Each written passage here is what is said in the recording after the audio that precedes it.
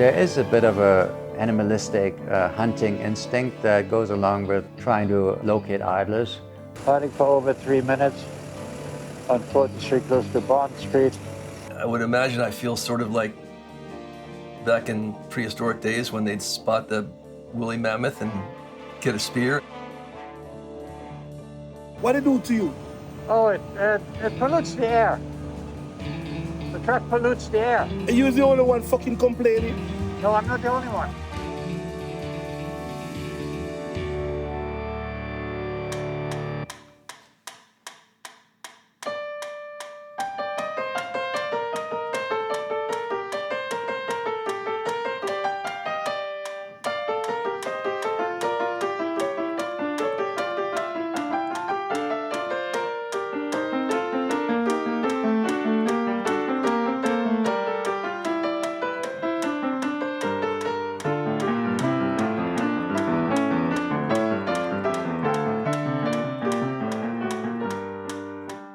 I think it takes a certain type of personality. You have to be a bit brave or reckless because it feels very awkward filming someone else.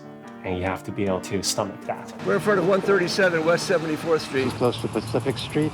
Thank you, DOT, for poisoning our air. We have this weird group of people who have some very specific interests and motivations that we all kind of have in common. There's something about the way our brain works. We have somewhat of a fearlessness.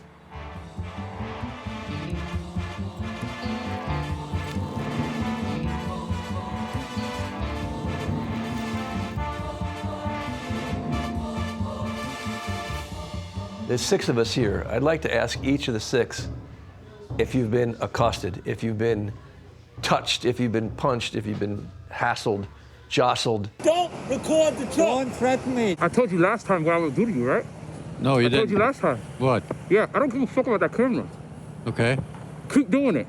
Today you're gonna see me. I decided to be anonymous for this video because I don't want my identity revealed in case there's any reprisals. I think I've always been a bit eccentric or weirdo in that I was very shy. So like, I can't be shy, this is bad, right? So I was like, I must become braver. So I will force myself to do things that make me, that was at the edge of my comfort zone. Like, it was anxiety ridden the first couple videos. I had to go and pee like every 20 minutes. I didn't know why until a bit later I realized this is like a reaction to stress. It is something where you really have to put yourself out there. I'm a very, very shy person, very awkward socially. But the idea of me going out there and sort of putting on this little performance, it's kind of weird that I'm actually able to do that.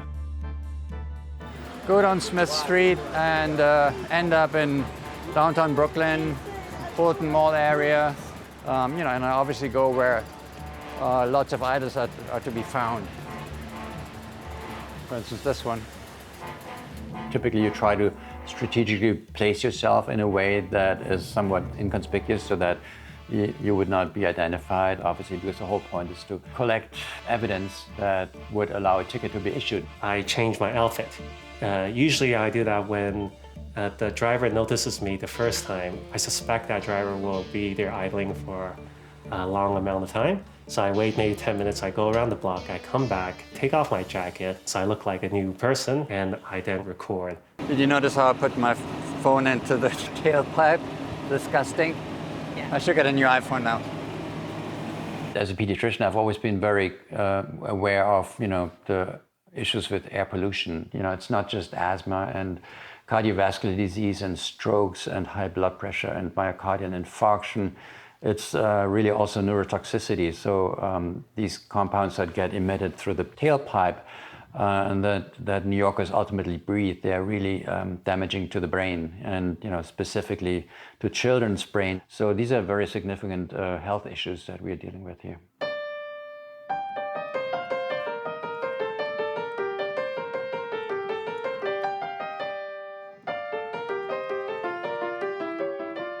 Because I consider this such a big issue, I do it quite intensely.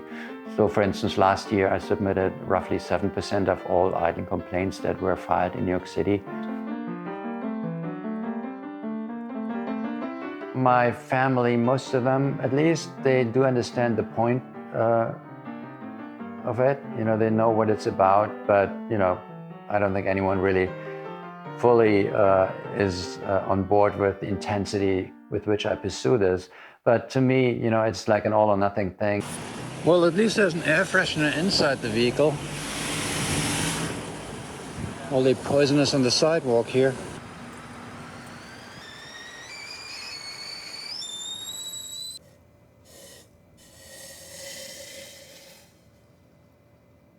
In 2005, 2006, I was in this conundrum where I was becoming more aware of the war of Iraq was a phony gig. The war didn't have anything to do with weapons of mass destruction. It had everything to do with trying to acquire oil reserves. It really festered inside me that we should go to war, you know, have our own citizens die because we wanted more appetite for oil. It drove me crazy. At the same time, virtually the same time, my brother was diagnosed with stage 4 lung cancer. And my brother was born 16 months after I was born. We were very close, and that ate me up inside.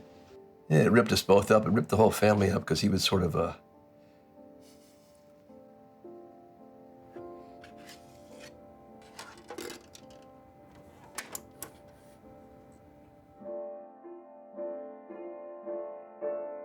great sense of humor, great laugh. Just my buddy. So I had two forces that I had to contend with. At the same time, I noticed that my fellow New Yorkers in driving trucks and buses and cars would pull to the curb, keep their engine on, soil my neighborhood with pollution, waste the fuel we went to war for, and it aggravated me to no end. His work led to legislation that imposed a penalty for idling that could be issued based on citizen-reported complaints. One thing led to another, and a mini group was formulated, and we call ourselves the Idle Warriors. We are pretty good friends. We're sort of a hardcore group. I mean, maybe 10 to 20 people that do it with some intensity. This is quite a unifying experience, you know, because, you know, in a way it's special, and in a way it's also quite depressing. I wish I could say we come from all walks of life. I don't think that's really true. I think for the most part we are highly educated people. We're doctors, lawyers, and so on and so forth. Honestly, that's quite sad, you know. I don't know where he came from, who he works for. They're older white men. Probably retired. You don't get paid for quite a long time, all right? But you receive a award about a year and a half later. And if you don't already have a sizable emergency fund or a high income job, it's hard for you to say, I'm just gonna spend 2 hours of my day doing this. I've really been treating this like a true full-time job, not just 40 hours a week, probably like 60 hours a week. It was just him holding his phone up, recording and like that, face mask on, glasses. Just keep it like this. Like this. Like How this. many? It's putting citizen against citizen, people against people. No, we have to be out of our pockets now. We don't make that kind of money to be doling out to the city because somebody got mad because we're idling. Somebody catch somebody, you know, taking a picture, I yell at them. What about the manufacturers who make the cars? You know, there's a lot of questions to be asked. Why are you targeting me? I think New Yorkers should stop snitching on each other. Stop fucking recording me. Go on. No, don't nothing. Stop following me and stop recording me before I call the police. I swear to God. Yo, bro, I had this conversation with you already. Stop it. You have somebody that's literally riding around making you uncomfortable. Like I said, they're not saying what they're doing. They're just popping up with a mask on, jumping off their bike, creeping with a camera. You see the cop? Okay, you know he's a cop. All right. Okay, officer, leave it alone. But this is not a cop. You have a random smandom person.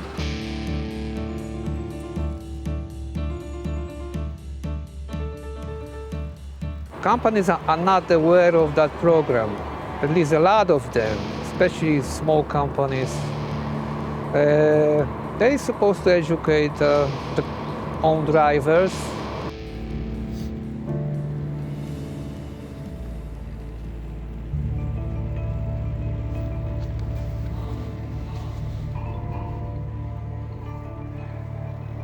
I was ticketed like a year after the date of idling. I didn't even notice anybody recording me at that time. And if I received that violation sooner, it would cost me only probably $350. But I didn't appeal at the court, and they imposed a fine of $1,000. Yeah, which is quite hefty one. And boss said he's not gonna pay. $1,000, it's like 50% of my paycheck. But I mean, I had no choice. There is a nice place, they say, souvlakis. From the truck, it's really good.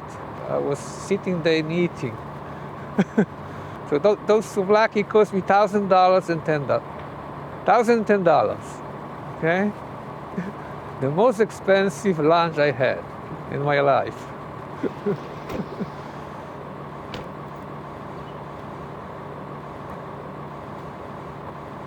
I got 3.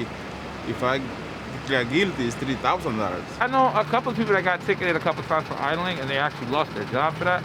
So it's like when they see that bill, it's like, hold on, like you cost us a whole, and it's, you know.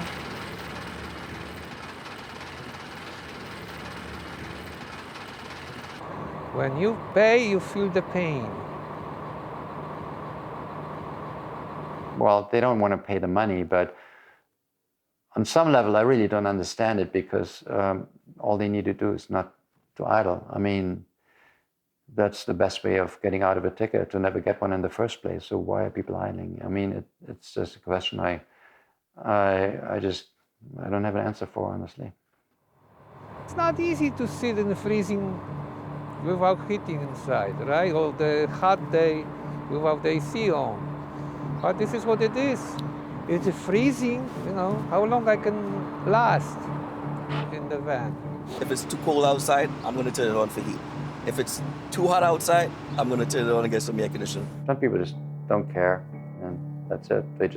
Maybe they feel comfortable with the engine running, and they feel like they're in their mother's womb or something, you know. I don't know what's going on. I'll get out and I'll walk around, and, you know, and I'll stand in the shade, you know, out of the sun.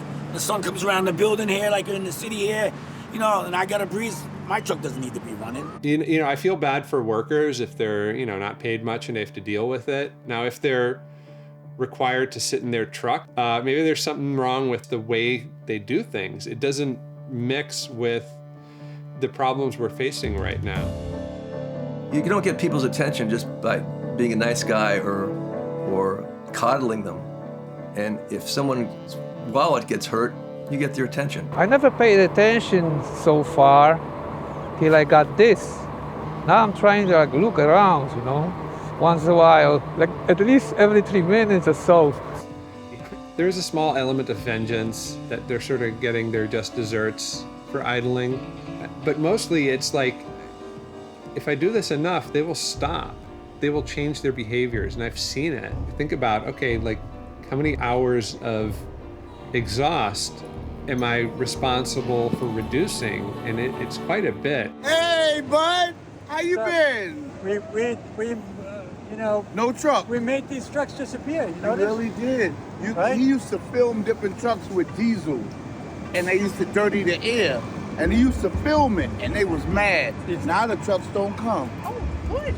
I mean, we are warriors. We go through a lot to collect these videos. You know, we fight hard. It's very easy to stand on a stance and go after the littlest people in the equation. That seems to be a very easy thing to do. Started a group chat about it because it's like Amazon ain't really gonna do nothing about it. We play for the same team out here, so we gotta hold each other down. The first time offensive is $350, right? The second is more, and third is even bigger. I'm thinking about starting doing it myself, quit the job. How many reports have been submitted in this year, 2023? 75,000? 75,000 reports have About. been submitted to the Yeah. Department of Environmental Protection in 2023. Is this what you're saying? Yeah. Fantastic.